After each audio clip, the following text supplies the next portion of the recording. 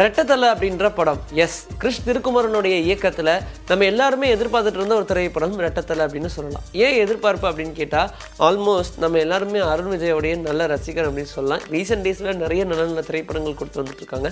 அவருக்கு உண்டான ரசிகர்கள் பட்டாலுமே அதிகம். அதில் தானியா ரவிச்சந்திரனாக இருக்கட்டும், சித்தித் நானியாக இருக்கட்டும், இப்படி நிறைய நடிகைகள் சேர்ந்து நடிச்சிருக்கக்கூடிய ஒரு திரைப்படம் இந்த ரெட்டத்தலை.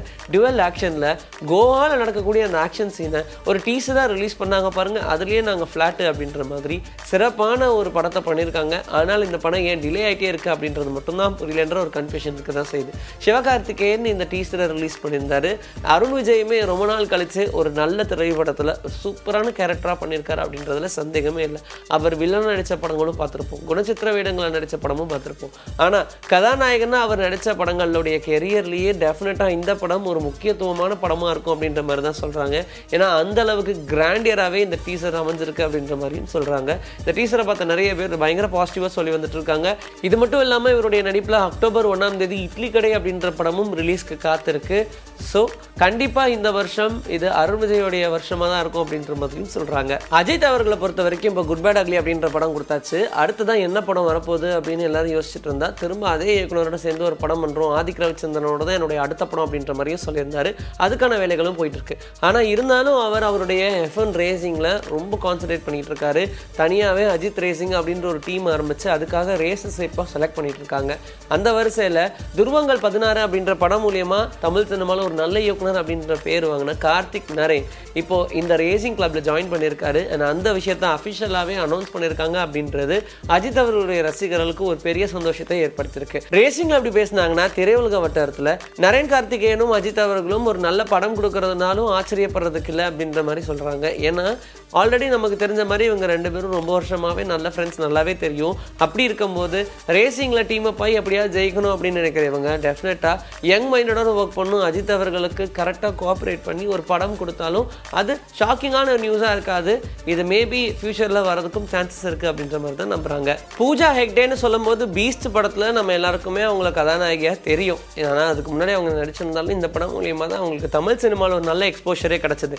இது இல்லாமல் அவங்க இப்போ ரெட்ரோ படத்துலையும் நடிச்சிருந்தாங்க. அதில் ஆர்த்தி சந்தனக்கட்டை அப்படின்னு கன்னிமா சாங் ஆடி அதுலேயும் செம ஃபேமஸ். இது இல்லாமல் அவங்களுக்குனே ஒரு தனி பாட்டு வைக்கிறோம் பாருங்கன்னு மோனிகா அப்படின்ற ஒரு பாட்டு கூலி படத்துலேருந்து அந்த பாட்டு ரிலீஸ் ஆனதுக்கப்புறம் ஒரு பாட்டுக்கு குத்து பாட்டானாலும் all over the world trend ஆகிட்டாங்க பாரு அப்படின்னு சொல்கிற மாதிரி தான் இருக்குது. ஆனால் படத்தில் நடிக்கிறத விட இந்த மாதிரி குத்தாட்டம் மாறுறது எனக்கு ரொம்ப பிடிச்சிருக்குன்னு பூஜா ஹெக்டேவே சொன்னதை யாருமே எக்ஸ்பெக்ட் பண்ணல.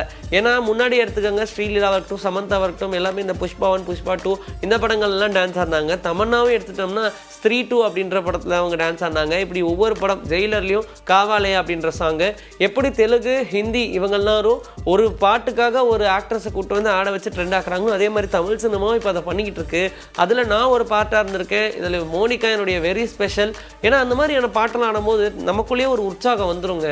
அது நம்ம என்னதான் படத்தில் நடித்து ட்ரெண்ட் ஆகணும்னு நினச்சாலும் அதை விட இந்த பாட்டில் நடித்து ட்ரெண்ட் ஆக முடியும்னா அப்புறம் ஏன் வரிஸ், அதே அளவுக்கு பேமெண்ட்டும் கிடைக்கிது, ஓகே தானே அப்படின்ற மாதிரி எல்லாருமே இப்போ க்ரீன் சிகலை காட்டுற நிலைமையில தான் இருக்காங்க. அந்த வரிசையில் மோனிகா பாட்டு அது ஒன்லி ஃபார் பூஜா ஹெக்டேக்குன்ற மாதிரி அமைஞ்சிருச்சு. ஈவன் தோ அதர் கண்ட்ரீஸ்லாம் பார்க்கும்போது கூட மோனிகா மட்டும்தான் பூஜா ஹெக்டேவுடைய பேராகவே சொல்கிறாங்கன்ற லெவலில் அவங்களுக்கு இப்போ ஒரு ஃபெமிலியாரிட்டி கிடச்சிருக்கு அப்படின்னு தான் சொல்லணும். வித்தியாசமான நிறைய கதைக்களங்கள்லாம் இப்போ தமிழில் வந்துகிட்டு இருக்கு. எப்படி தான் யோசிக்கிறாங்க அப்படின்னு சொல்கிற மாதிரி தான் இருக்கும். அந்த வரிசையில் போன வாரம் ரிலீஸ் ஆன ஹவுஸ்மேட்ஸ் அப்படின்ற படம் நிறைய பேர் இப்போது வெறும் தமிழ் படங்கள் மட்டுமா பார்க்குறாங்க.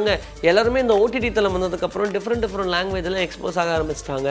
அதே மாதிரி அவங்க என்ன சொல்கிறாங்கன்னா, ஆல்மோஸ்ட் கொரியாலேயே இது தி காலர் அப்படின்ற படமாக ரிலீஸ் ஆயிருந்துச்சு. ஹவுஸ்மேட்ஸோடைய கதையை என்ன, 2 காலகட்டங்களில் நடக்கக்கூடிய ஒரே வீட்டில் நடக்கக்கூடிய பிரச்சனைகள், அது சூப்பர் நேச்சுரல் ஃபேண்டசி படமாக எடுத்திருப்பாங்க. இதே மாதிரியான படம் தி காலர் அப்படின்னு சொல்லி கொரியனில் வந்துச்சு. இது இல்லாமல் 2011 ஒரு படம் ரிலீஸ் ஆயிருந்துச்சு. அதுவுமே வெவ்வேறு காலகட்டத்தில் ஒரே வீட்டில் நடக்கக்கூடிய ஒரு திரைப்படம் தான். இப்படி இருக்கும்போது இந்த திரைப்படங்கள் எல்லாம் தழுவி எடுக்கப்பட்ட திரைப்படமாக தான் பார்க்கப்படுது. அண்ட் ஓனாகவே அவங்க ஸ்டோரி யோசித்த மாதிரி இல்லை இப்போ எல்லாருமே சொல்கிறாங்க. எந்த இடத்துலையுமே அவங்க இதை தழுவி எடுக்கப்பட்ட திரைப்படம் தான் அப்படின்லாம் சொல்லலையே அப்படின்ற மாதிரி நிறைய ரசிகர்களுமே வருத்தத்தை தெரிவிக்கிறாங்க. எனிவேஸ் எப்படியோ வித்தியாசமான கதைக்கெல்லாம் நம்மளுடைய தமிழ் சினிமாவுக்கு வேணும். எல்லாராலையுமே புதுசாக ஒரு கதையை யோசிச்சிட முடியாது. அது ஏதோ ஒரு வகையில் நமக்கு ட்ரிகர் பண்ணி விட்றதுக்கு ஒரு ரீசனாக இருக்கும். ஸோ இப்போ ஆல்மோஸ்ட் நம்ம ஒரு 10 வருஷத்துக்கு முன்னாடி படம் பார்த்துருப்போம். அதில் இருக்கக்கூடிய ஒரு கேரக்டரை வச்சு பேசாமல் ஒரு கதையை டெவலப் பண்ணால் என்ன அப்படின்னு சொல்லலாம். எத்தனை திரைப்படங்கள் வந்து ஹிட்டாக இருக்குது.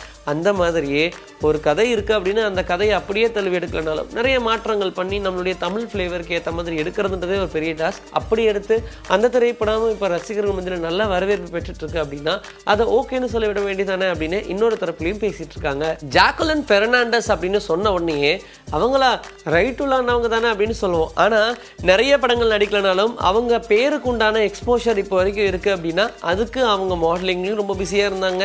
பாலிவுட்லேயும் ரொம்ப இம்பார்ட்டண்ட்டாக நிறைய நியூஸஸுக்கு அவங்க ஒரு இடமா இருந்திருக்காங்க அப்படின்னு சொல்லலாம். ஸோ ஜாக்லின் பெர்னாண்டஸ் இப்போ மறுபடியும் ஒரு படத்தில் நடிக்கிறதுக்கு சைன் அப் ஆயிருக்காங்க.